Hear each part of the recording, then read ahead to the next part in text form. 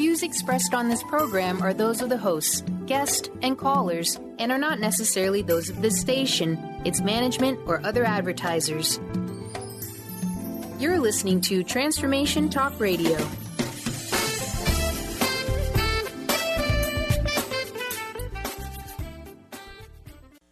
Hi, welcome. This is Dr. John DeMartini. This is one of the most amazing and inspiring shows that you can listen into. If you want to be on the edge of your seats, if you want to open up your heart, if you want to expand your mind, and you want to meet incredible people, stay tuned because you're just about to experience a transformative radio show that will change your life. And you're listening to the Dr. Pat Show that's coming up right next. The following audio is via a Skype call.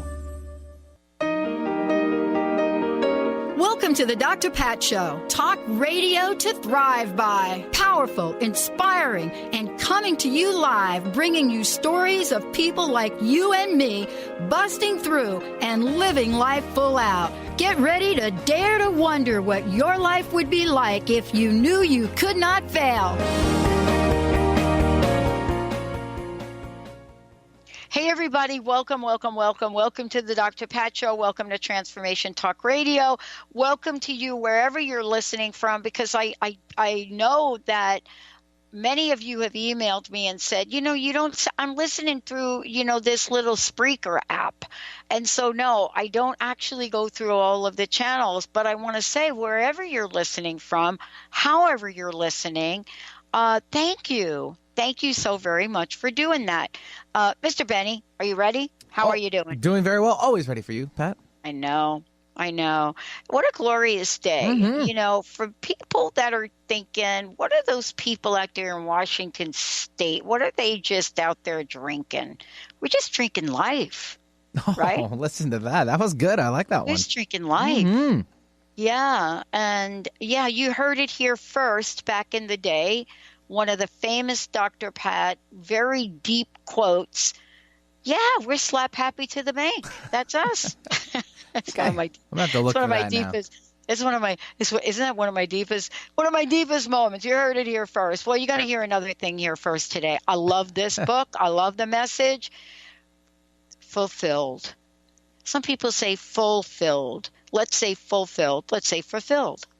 Let's say fulfilled. However you say it, it is the idea of living a happier, more meaningful life. Like when? Like when you're over 50? No. Like what? When you're over 20? No. Like in your childhood years? No. How about 24/7? Dr. Anna Yusim joining me here today. Look at how the science of spirituality can help you live a happier, more meaningful life. Well, why is that? You know why? Because Dr. Anna said so. No, that's not true. It's because she spent a lot of time studying this, bringing it to the forefront in meaningful, easily understood language. So today, when we talk about what happens when we're not practicing spirituality in our lives, maybe we'll use a term like spiritual neglect. Or when we talk about science and spirituality, perhaps we're not going to talk about it as something that is this phenomenon, this oxymoron. Why? Because Dr. Yusim, board-certified psychiatrist, studied at Stanford, Yale, NYU, fresh approach to self-actualization. I am so happy. I'm so happy that she said, I'm going to have a fresh approach to this. Because many of you heard me share my story when I graduated school and I tried to incorporate psychology and spirituality. They almost kicked me out of the program. As a matter of fact, the dean of the school saw me on the website one day holding up two of these thunder eggs. He thought they were actually crystals. Dr. Yusim thought they were actually crystals, and he barred any of the students from working with me. Well, I got to tell you, thank goodness that Dr. Anna Yusim does not go quietly in the night, whether she was studying the Kabbalah, Buddhist meditation, whatever it is, South American shamanism, India gurus. Trust me, this is a show you're not going to want to miss. Thank you for joining us here today, Dr. Yusim. It's great to have you. Thank you so much, Dr. Pat. Yeah, that's a true story about the dean of the school literally wanting to ban me from working with other psychology students. But we have come a long way. Let's talk about that for a minute. What has this journey been like for you? Because you are so well known. You're doing more than bridging gaps. You're more than just looking at anxiety and depression. You're bringing a fresh conversation. You have more awards and citations than I have time for in the school. But what is it about this topic that's got you so jazzed?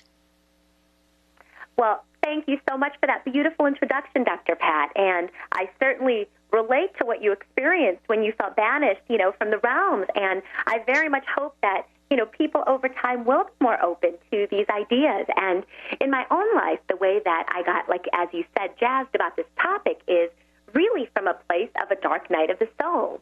I was going about my life, getting through my medical training, doing my residency, doing what I thought I was supposed to be doing, and then my life hit a little bit of a bump in the road. And it was a coalescence of a number of factors, including the man who I was dating and who I thought I was going to spend my life with. I had the realization that he was never going to be able to be available to me in the way that I had hoped, emotionally available. And so the heartbreak of that together with some challenges at work, which I write about all of that in my book, that catapulted me into a spiral of darkness from which I realized that all the tools I had under my belt, that they couldn't help me to get out. And then I thought to myself, here I am studying to be a doctor and a healer and a physician, and I can't even heal myself. Like, what's wrong with it? And then I started searching. I'm like, well, I need to figure something out. I need to, the last thing I ever thought is that I would become a spiritual person. It really wasn't even part of my lexicon. But in my search, looking for, other approaches to healing. And my search ended up taking me to unexpected places. I, interviewed and studied with people at ashrams in India and started learning Buddhist meditation in Thailand and started studying Kabbalah in Israel and here in New York City and worked with shaman in South Africa and South America. And all of that started giving me this whole new approach and perspective to healing. And then I realized that the darkness that I was feeling was starting to lift, and I was getting this whole new perspective that I started then to integrate into my work with patients, and their healing catapulted forward as well. I have to ask you about this because I, too, got pointed in this direction early on while I was still in school. I was in school, I was studying. I mean, I lost my job after 24 years and I decided, okay, going back to school, I always wanted to. But one thing led to the other. I look back now, and I want to ask you this question. I look back now on the scenarios, the situation, how I even got into Claremont, all of those things. And you cannot, and even the network, even now starting a network, a positive spiritual network, you can't build a business plan like that. It's not possible. How have you felt in your own journey that spirit was guiding you? Right.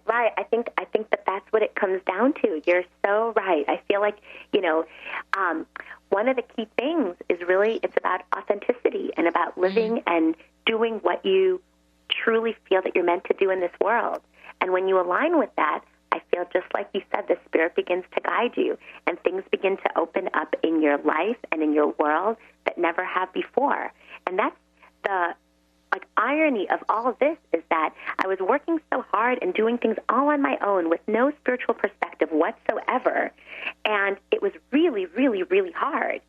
And then suddenly I had this spiritual awakening in the midst of my own, dark night of the soul, and it's not that I was working any less hard, but suddenly doors started to open and things became so much easier. And that was the amazing part of it all. It's like the divine grace that you're talking about. Yeah. There's a part in the book, there's so many parts in the book, but there's one in particular that I was really thrilled to see that you wrote about because a lot of people kind of leave it out. It's the Carl Jung idea that we are born whole, perfect, and complete in a sense, right? And then we lose this sense of wholeness as we go through life. And you cover this in the book when you're talking about the science of spirituality. And I think that we don't talk about that often enough, because if we believe that, right, from an early age, we would probably want to continue to nurture that wholeness. But things do start to break down over time. And I wanted to ask you about this and how we then define spirituality as you have in the book. I think that's such a beautiful question. And indeed, at the soul level, we are all whole and perfect. And so often, we're not connected to our soul. There's a disconnection from our soul that leads us into the illusion that we're somehow broken or imperfect, or that, this deep sense of an inner void that needs to be filled with something outside of ourselves. And those voids often lead to addictions, not just substance addictions or drug addictions or even behavioral addictions like gambling or sex addictions, but addictions to things like status and materialism and power and other things that feed the ego, but really don't end up feeding the soul, because, like you said, the soul is whole and has always been perfect. It's really more remembering that and reconnecting with that part of yourself. That's where the healing begins. I love what you've done, and I love that you, and I was reading about you in a number of different places, and I love that this journey you've had in your profession from the onset, from that dark night. I love that you have continued to take the journey to really look at the blending of East and West, that this amazing way we can come together and really take these, whatever the perspectives are from different places, different cultures. The question that you really beg all of us to ask is, what would the possibilities be if we could blend these learnings, these teachings, blend them all together like we might blend a color of paint? Let's take a short break. When we come back, can't wait to hear what Dr. Yusim has to say about that. The book is fabulous. We're going to tell you how you can get a copy, that and much more. We'll be right back. It's like, I don't know if you're slapping happy to the bank.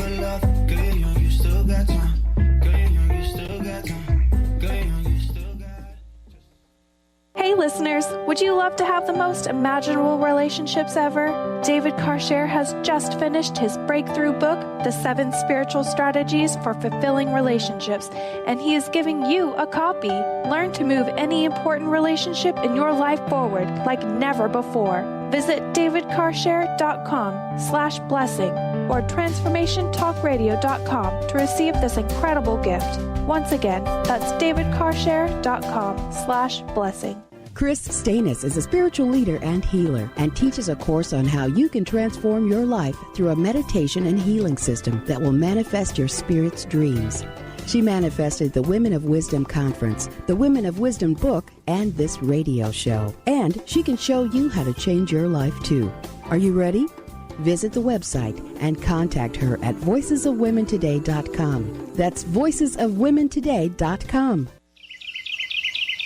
What if your body and mind were the compasses to the secrets, mysteries, and magic of life? Glenna Rice, co-host of The Questionable Parent, is inviting you to access all that is possible. Glenna is a 10-year certified veteran access consciousness facilitator who offers an amazing variety of life-changing classes and workshops. Work with Glenna from anywhere with teleclasses and workshops all over the globe. To learn more and see Glenna's current schedule of events, classes, and workshops, visit glennarice.com.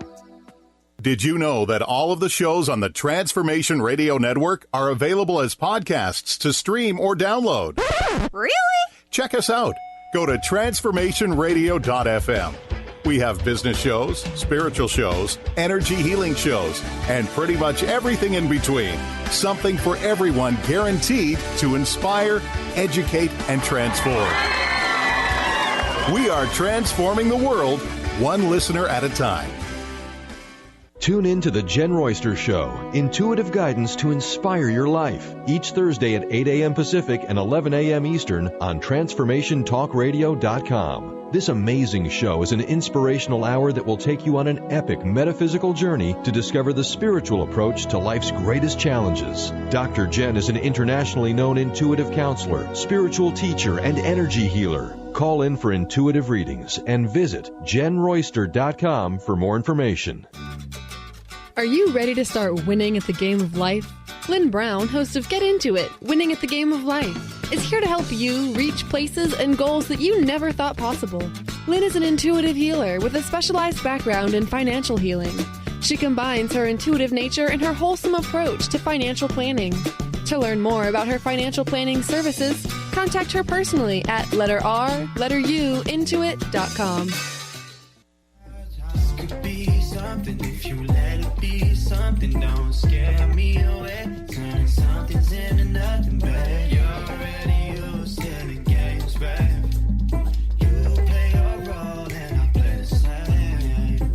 Come get to me. Hey everybody, welcome back. I am so thrilled to have all of you tuning us in and turning us on. You know, as I said before, I was really excited about today's show. I've been waiting to speak with Dr. Anna Yusim. The book is called Fulfilled. And what I love about this book is that for me, the way that Dr. Yusim, the way that you've put this together and the blending of various perspectives allows us to look at everything from healing depression to the chapter that you have on owning your truth, healing our brains. It's all here. And yet at the same time, it is breakthrough in that only a small percentage of people currently know about this. Is that your mission? Is that your mission to take this new narrative out into the world?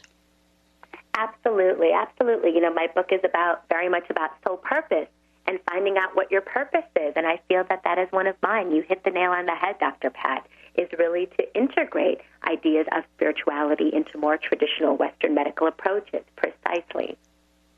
Okay, I wanted to, before we get going here, I want to make sure that folks know how to find out more about you, but also what is the best way for them to get a copy of the book? And congratulations.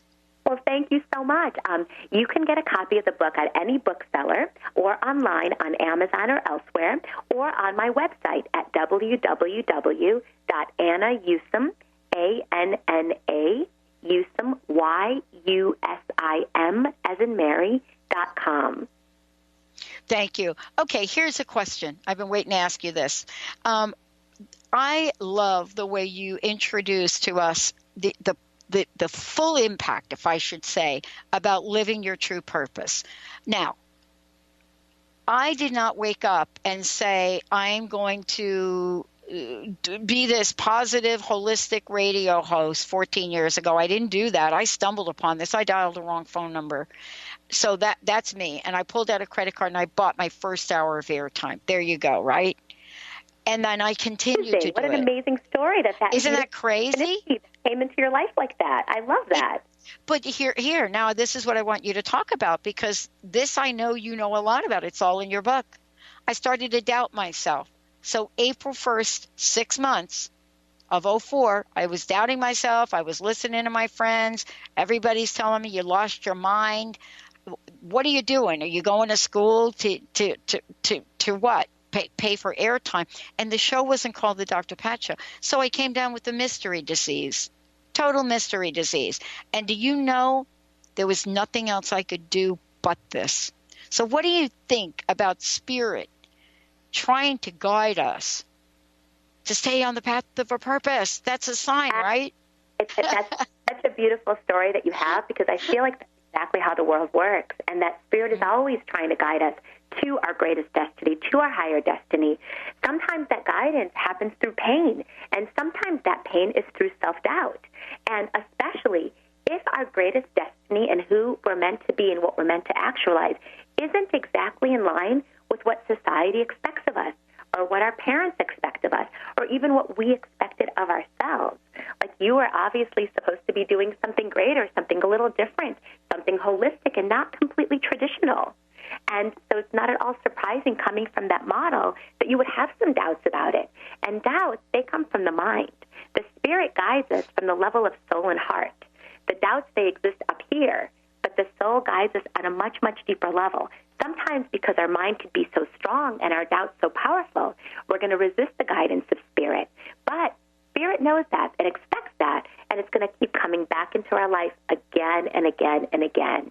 And in my book, I title this phenomena the soul correction. And the soul correction, it's those things that keep coming up in our life that are trying to guide us. It's what our soul needs to correct in this life. It's the growth that we're supposed to overcome, often through the challenges that we encounter.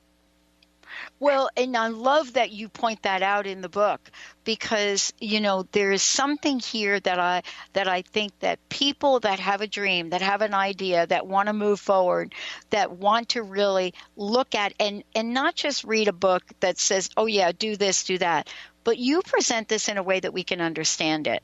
And the question that I love, that I have for you, is there's a part in the book where you say something like, universe, give me a sign that I'm on the right life path, right? Is this really what I'm supposed to do with my life?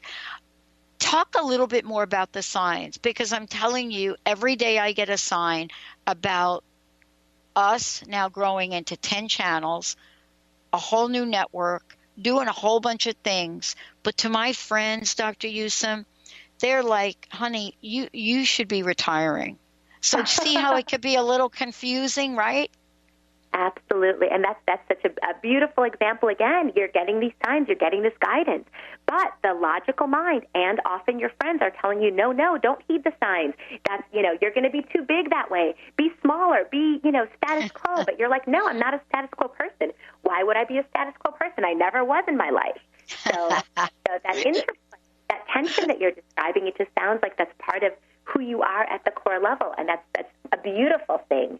But I feel like these signs, in the book, I write about this concept of synchronicity, which is a term coined by Carl Jung to describe meaningful coincidences in our life. And that's really, people say I'll give you some examples of synchronicity, but, like when you think about someone and they call, and when you are needing a sign about something and that sign just comes. And that sign could be, for instance, like in my book I described, I was exhausted after a really, really long, grueling overnight shift in the hospital. We had to cover 3 hospitals during that time on our overnight. And I was running around all day nonstop. And I'm walking home. I'm like, do I really want to be doing this? This is just such an exhausting job. My God, it was like, 4 in the morning. And then I had started studying spirituality at the time, and I said, you know what, I'm going to embrace my spiritual self and ask for a sign. Is this what I'm supposed to be doing in my life? If it is, God, give me a sign and show me that's the case. So I turn the street corner, and I see this woman in a wheelchair who had literally just fallen over onto the curb. And so I think it was 4 a.m., so there was 3 people, and they all run up to her, and we helped pick her up, and I was right around the corner from the hospital, so we wheeled her to the emergency room to make sure that, she hadn't hit her head. But it was just such a strange thing. I asked for a sign, and somehow that to me qualified as a, very, very clear sign. Yes, you're supposed to be helping people, and there's a person who needs your help right now. Boom. And these things they could be random, but they also can be indicative of a greater underlying order to the universe and the idea that we actually are guided at all times, especially if we ask for it. Well, I want to talk about this idea that you bring in the book, and that is spiritual neglect. There are a lot of people that call it a lot of things, but I will tell you, you also talk about in the book about releasing addictions. And one of the things we know from some of the programs that are out there about addictions is that spirituality is first and foremost in the programs, and really is the key. And so I wanted to ask you about this. As with many things we do in life, I think we could all fall prey to spiritual neglect, but I would love for you to talk about your definition of it and the way you use it in the book. Definitely. And, we'll start with the question about addiction. And indeed, addictions are so prevalent in society, And they're prevalent often in ways we don't even realize. People have more traditional addictions, drug addictions, substance addictions. People have behavioral addictions, gambling addictions, addictions to video games, these days addictions to people's iPhones even. Or people could have addictions to psychological phenomena, psychological things, like addictions to power or status or money or materialism, things like that. And so what's the definition of an addiction? An addiction is anything that we use to fill our own void, that the more of it we have, the emptier we actually feel. It could give us a temporary high, like status, power, materialism, but at the end of the day, it leaves us feeling very empty inside. And what's the root of that emptiness? Like, what's going to fill that emptiness if status and power and marijuana and heroin and gambling and sex isn't going to fill that void? Usually there's, a place for spirit. In AA, they call it, this God-sized hole that everybody has within them. There's, God is not the only way to fill that hole and that void. You can fill that void through many different forms of spiritual meaning. Like there's plenty of atheists who are very spiritual people, and they fill that void through doing work that they find incredibly meaningful, being in a state of flow. People fill it through connecting to nature, connecting to something greater than themselves, being part of a shared global vision, being part of a community that helps humanity. These are all ways of filling that void. But at the root of it really is, that spirituality. And filling that void is a way of dealing with that spiritual neglect. This is really a conversation about inviting spirituality, spirit into our lives every day. And to have it be there so much so that we're almost impervious to it. We're almost not even aware of it.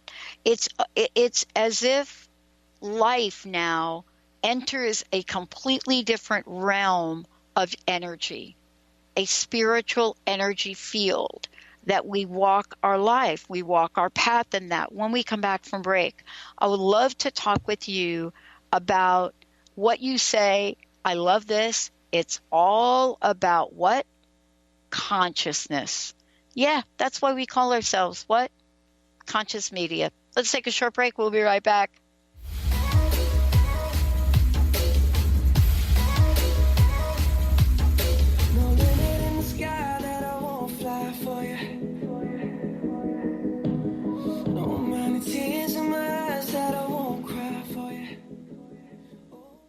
How would you like increased health and vitality? How would you like to avoid the onset of disease as well as slow the aging process? This is all possible through a simple, safe, and natural process. Every day we are either moving toward wellness or away from wellness. Hi, I'm Mary Jane Mack. I'd like to be your partner in achieving optimal health. Contact me now at maryjanemack.com or call 425-392-0659. Visit maryjanemack.com. Tune in to The Truth is Funny with Colette Steffen each Wednesday at 8 a.m. Pacific, 11 a.m. Eastern on TransformationTalkRadio.com. This hit show will have you thinking outside the box and riding the wave of infinite potential. Join Colette on the Higher Self Network, inspiring listeners to shine their brilliance and ensure success while roaring with laughter as they recognize the humor of the giant cosmic joke. Visit thetruthisfunny.com. Miss any shows during the week? Don't worry, we've got you covered. With the free Transformation Talk Radio app, you'll have access to all of the past week's shows in the palm of your hand. Yeah! Tune in to Transformation Talk Radio anywhere you go with our free app for any of your devices. Check out our app in the App Store and Google Play Store today. Calling all moms, it's time to awaken your vibrant, intuitive, loving self in every area of your life. Join host Debbie Pokornik as she shares thoughts, stories, and tools to help you stand in your power.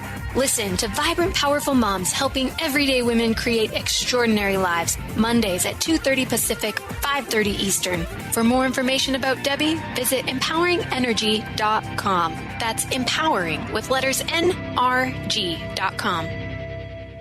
Gifted intuitive healer and spiritual teacher Sarah Luce brings her unique style to the hit show Small Steps, Big Breakthrough Radio on TransformationTalkRadio.com. Tune in each month as Sarah turns reality on end and shows us how to experience expansive results with simple yet powerful steps. Expect an enlightening bend on what you currently believe is possible. For show details and upcoming topics, visit sarahluce.com. That's SARALOOS.com.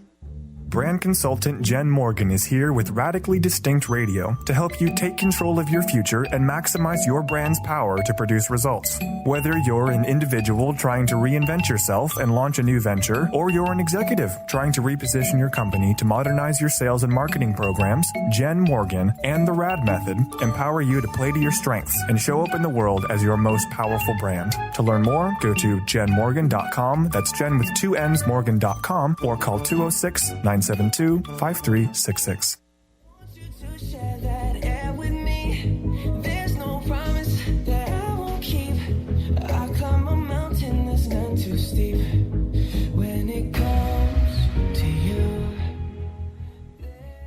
Wow. Hey, everybody. Welcome back. I am so thrilled to be talking with Dr. Anna Yusim. And by the way, you can go to her website at annayusim.com, and it's whyusim.com, Anna. And you can find copies of the book for sure. The book is fulfilled. And so this book really does tap into not just the things about spirituality that maybe some of you have heard about, but talks about Einstein. And we're going to talk about Einstein now. You know, Einstein, for many of you, you may or may not know, you know, this is somebody that had to believe in spirituality based on some of the things he said, but also must have studied and struggled with it. So, you know, today, this is a fabulous dialogue. And for those of you out there, please go get a copy of the book. For those of you out there, the questions that you must be asking yourself in the world today have to be these questions, these same struggles, I believe, that Einstein had. Anna, thank you for today. Listen, I know we're going to go back into the book in a little bit, but I really wanted to have a conversation about what you've written here about consciousness. It's all about consciousness. And I have to ask you, please tell us how so. Absolutely. Absolutely. Thank you, Dr. Pat. And so at the end of the day, our mind and our thoughts and our reality that we, perceive, otherwise known as our consciousness, creates our reality. And it's very interesting. It's a shift from the old traditional ideas of Newtonian physics to the new ideas of more quantum physics. We used to believe that, where does consciousness reside? What is consciousness? We used to think that consciousness resides in the brain. It's just a property of us as human beings. And, some people equate brain and mind. But, the new ideas of consciousness actually suggest that perhaps consciousness and all of human mental processes don't reside fully in the brain. They reside actually everywhere and even in an infinite field of consciousness. And these ideas are explored in detail by an award-winning journalist, Lynn McTaggart, in her book. Yeah. But this suggests so many things, about the nature of reality and the nature of our lives. For instance, if indeed, a lot of human cognitive processes aren't completely in our brain, but in this greater field that connects us all, do we have this capacity to tap into this field? And is that somewhere that we can go for creativity, for guidance, for, universal, connection in some way? It's very, there are some people in history who are examples of having tapped into this universal field of consciousness in quite remarkable ways. One of them is an Indian mathematician or math prodigy named Ramanujan, and a film was made about him called The Man Who Knew Infinity. So this man lived only 33 short years, and in that time, he received no formal mathematics education, but was able to deduce 3,900 mathematical formulas, very, very high-level formulas, on his own. And he described seeing scrolls unfold before his eyes, like in his mind's eye, and he felt that it was the thoughts of God being revealed to him. He was a deeply spiritual man. Eventually, he was discovered by a British mathematician, G.H. Hardy, and then sent to Great Britain to work with him. They were able to work together and be collaborators. But up until that time, this is a man with no formal education. Where in the world were these ideas coming from? What was he tapping into? And we as human beings have so many ways in which we can tap into this greater field of consciousness as well, for creativity, for ideas. A way in which, a common way to do so is actually when we sleep, to be able to incubate our dreams or program the unconscious mind, which could be connected to this greater field of consciousness, to be able to give us that guidance. So to kind of, you can say before you go to sleep, when I awaken tomorrow, I am going to have clarity about either this personal issue that I've been working out, or I'm going to be closer to a solution to this math problem, or I'm going to have this creative problem solved. And to set that intention before you go to sleep, and thereby let your unconscious mind work on it, let your unconscious mind tap into the greater field of consciousness, and then awaken with some clarity and guidance that you didn't have before. So in my book, essentially, I equate the field and this greater consciousness and Carl Jung's collective unconscious and our individual unconscious, and talk about how they're all connected and how we can use that for transformation, evolution, growth, and healing. Yeah, let's talk about some of the things you discuss. I know if we had 5 hours to do this, we could go through it in detail. But let's talk about this, because I think this is super important. You know, for me, I've had to go through some really tough times in my life to really have this come to the forefront. Now that I've gotten to interview so many people, I'm a student. See, I'm a student. When all is said and done, I'm a girl from the Bronx, New York, who happened to be one of the people that stumbled upon an opportunity to become a student of so many wonderful things, and to be able to listen to the listeners who are the best on the planet. But for many of us, I long for our listeners not to have to stumble so much. You know what I'm saying? Absolutely, absolutely. And I would argue that we are all students at all times if we're open to the lessons. Yeah. What would you say, stepping back for a minute? This is a beautiful book. You've learned a lot. You've pulled so much together. What are your ahas? Meaning that some days I wake up and I realize I can't even believe that we've developed technology we're launching in 5 months. It's like this moment where I cry because there's a discovery of what this team has done here beyond anything I could do. What were some of those moments for you in preparing yourself and then the book? Yeah, absolutely. You know, I would answer that by talking about the 3 main belief shifts that I had during the book. And I kind of organized the book according to these. The first one is in the chapter on authenticity. And that belief was a shift from I am unaware of my soul, because ultimately I didn't even know what a soul was. It's not really part of the medical, literature, to a belief that I am deeply connected with and aligned with my soul. The second belief system that shifted for me was in the section on soul correction, where those things our souls have come into this world to correct. And the way that I used to live was according to the belief of I give away my power. I didn't even realize how much of my power I was giving away to things outside of myself. And then that belief shifted to I take my power back and create the life I want to live. And the third belief system for me that shifted was in the third section, or the part of something greater. I used to believe that I am disconnected and alone. And in the writing of this book and kind of what inspired the writing, the belief shifted to I am interconnected with everybody and everything. Let's talk about this interconnection and these discoveries. Was there Dr. Yusim, was there ever a point in time in writing this, and let's just talk about your journey in general, where fear showed up? Our friend fear? Yes, our friend fear, exactly. Our fear is present and tries to rule many of our lives, and certainly has been present in my own life many a time.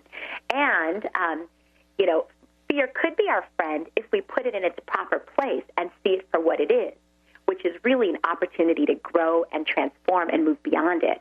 However, fear can often incapacitate us. It can keep us stuck and can hold us back. And fear doesn't come from our soul. Fear comes from the mind. Mm-hmm. Fear is something that, I think a mnemonic I particularly like about fear is FEAR, false evidence appearing real. The majority of those things in life that we fear are actually just delusions. They never come to pass. But they could be very powerful illusions that keep us from owning our true power and being who we're meant to be. One of my spiritual teachers, Marianne Williamson, wrote that the thing we fear most isn't that we're inadequate. What we fear is that we're powerful beyond measure. It's not our darkness, but our light and the totality of our light that we most fear. And when we realize that kind of shifts things a little bit. And in my book, I give a lot of strategies for recognizing and overcoming the different kinds of fears that we experience as human beings. I wanted to ask you about, we're going to take a short break. I wanted to ask you about this idea of life and beyond life. Are we aware of our soul? Am I aware of my soul, or am I unaware of my soul? And, I read this when you talked about this in the book. But what does the idea and feeling of being deeply connected to my soul, what is the essence of that? I'm going to take a short break. When we come back, that and much more. We'll be right back.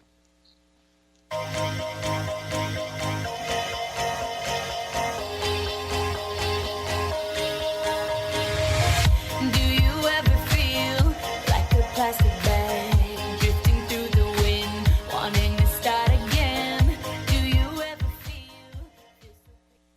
Thrive is what we experience when our mind, body, and soul operate as one. When we thrive, we excel on all levels. Thrive is the mindset that matters. It is essential to our being. Have you ever found yourself looking for the instruction manual on how to thrive? You'll find everything you need to help you feel strong, powerful, and peaceful in your own body. So don't waste any more time. Visit thrivebyjen.com today. Transformation Talk Radio is dedicated to the education and awareness of Lyme disease. Hey, everybody. Welcome back to Lyme Talk Radio. I'm Dr. Pat, joined here by Dr. Nusheen Darvish. Dr. Pat Basili and Dr. Nusheen Darvish will be bringing the most innovative, groundbreaking information, research, treatment innovations, and stories from those it affects every day. I'm so excited to be talking about this. We have so much to share. Dr. Darvish and I are planning to do is connect the dots. People suffering with all sorts of chronic diseases, it's time. It is time for them to transform. Tune into Lyme Talk Radio and help keep our mission strong. For the loyal listeners out there that have been listening to this incredible show on Lyme disease, we are not going to let you down. We're going to come through stronger and enrich the platform for Lyme disease awareness through Lyme Talk Radio. The message will continue, the conversations will become stronger, and the healing epic. Tune in to Mainstream Metaphysics Radio to harness your connection with the universe to effect change for optimal success and happiness. Named one of the country's top psychics, Eve now brings her insights and gifts to this weekly hit call-in show, joined by visionaries, leaders, and gifted others, but mostly you. Jot it down, Thursdays, 10 a.m. Pacific, 1 p.m. Eastern on TransformationTalkRadio.com. The Earth is an ever-changing being. Goddess Light Shamanic Healer Bree Gibbs guides us through the ascending worlds, bringing forth knowledge and truth. As a light creator, she is here to provide new information needed at this time in our evolution. Join Bree as she shares messages from guides, spirits, ascended masters, goddesses, and others. Tune in the second and fourth Monday, 11 a.m. Pacific, and Thursdays, 1 p.m. Pacific for Silver Gaia Radio. How would you like increased health and vitality? How would you like to avoid the onset of disease as well as slow the aging process? This is all possible through a simple, safe, and natural process.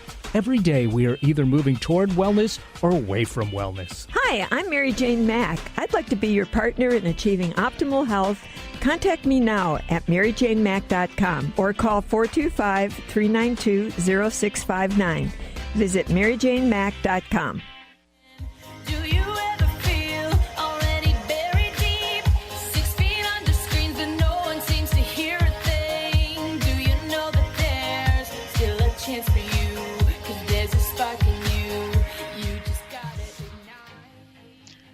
Hey, everybody. Welcome back. Welcome back, Dr. Pat Show, Transformation Talk Radio. Dr. Anna Yusim joining me here today.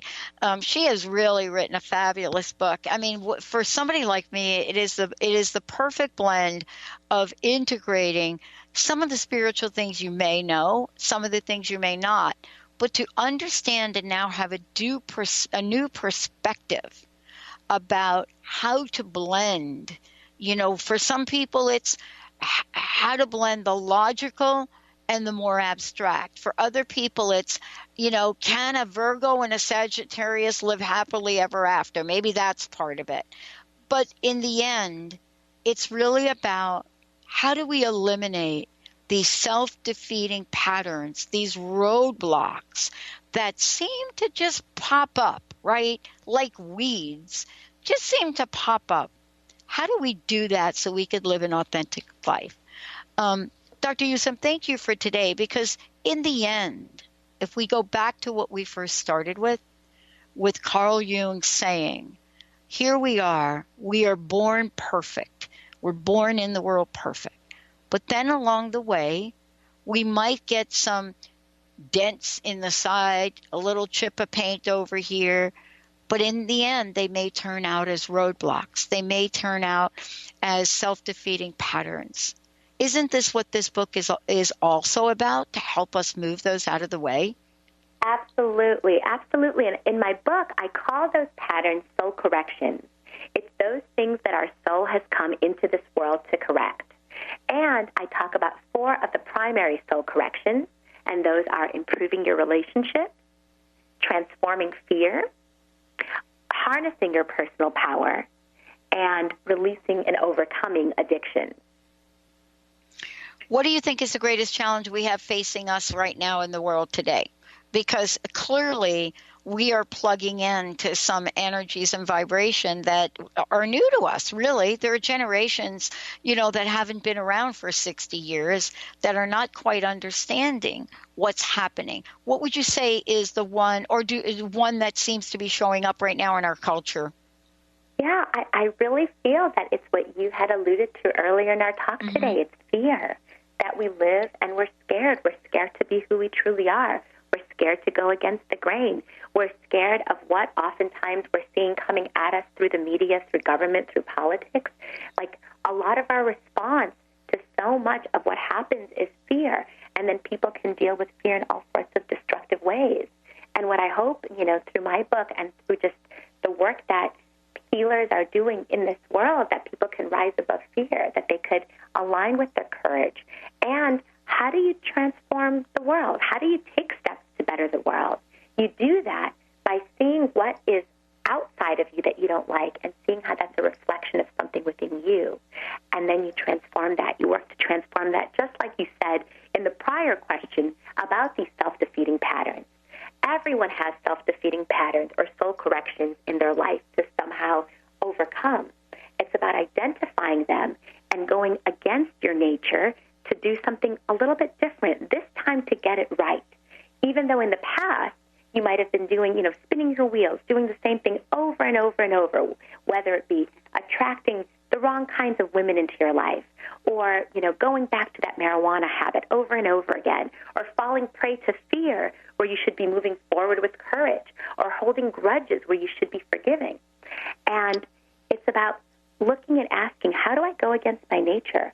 how do I actually take a step to move beyond myself? And when you change your inner world, the external world shifts as well.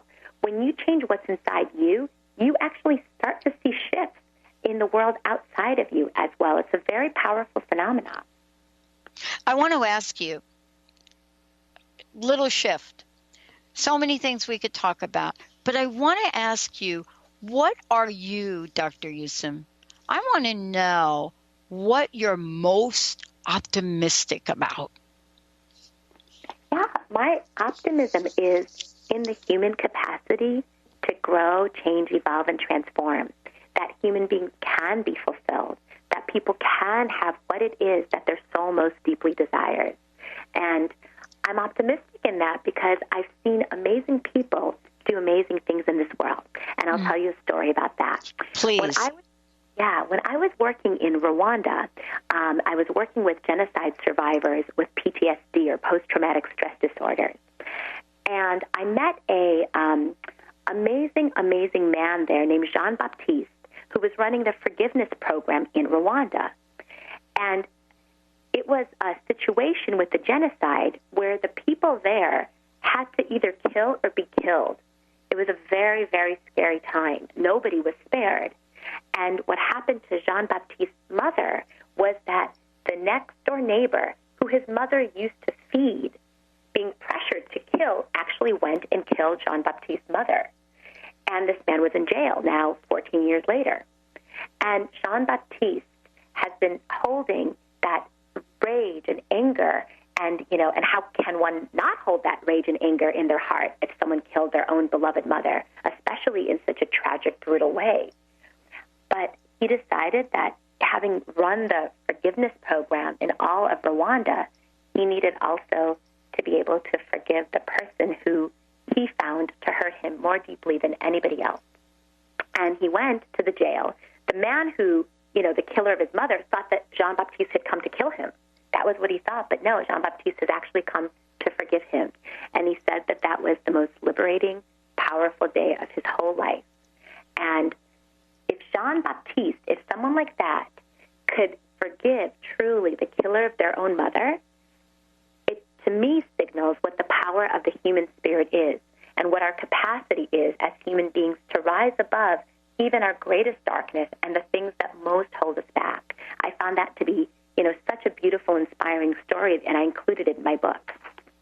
It is a very beautiful story. I mean, a number of years ago, I got to interview two men who started, I think, the Forgiveness Project in another way. Two men. I got to interview them. One was the gentleman, a gay gentleman, who was nearly beat to death outside of a bar. And the other one was the person that nearly beat him to death. And they were both touring and come together. And for me, what you've just described is beyond anything that one can imagine when it comes to forgiveness. And, let me ask you this. I know we're just about a few minutes. The science of spirituality and the relationship of so many things you talk about in the book seem to be the key. What did Emerson call it? The golden key. But the question I want to ask you is this last question. What is the next action item, the next thing on the agenda, the horizon for each of us to look at taking?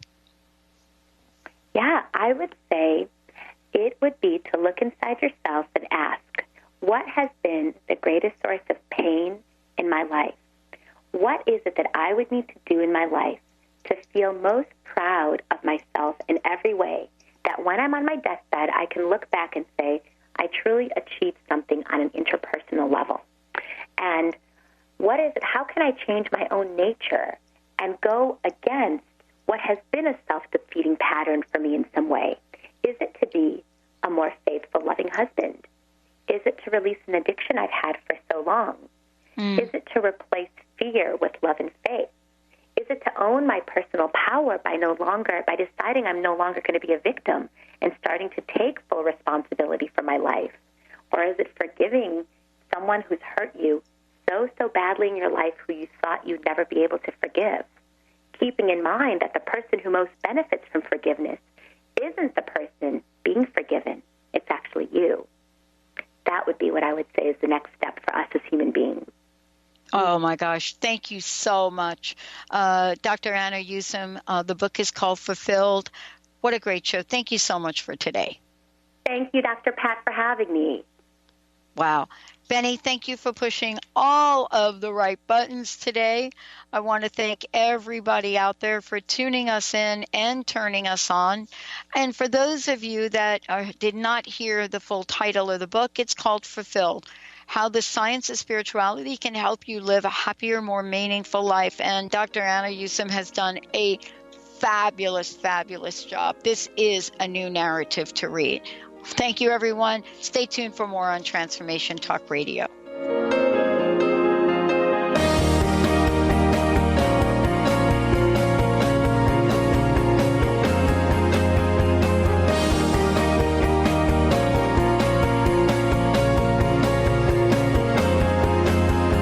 Lights go out and I can't be saved. Tides that I tried to swim against pulled me down upon my knees. Oh, I beg and plead, singing, come out of things unsaid. Shoot an apple off my head and a trouble that can be. The preceding audio was via a Skype call.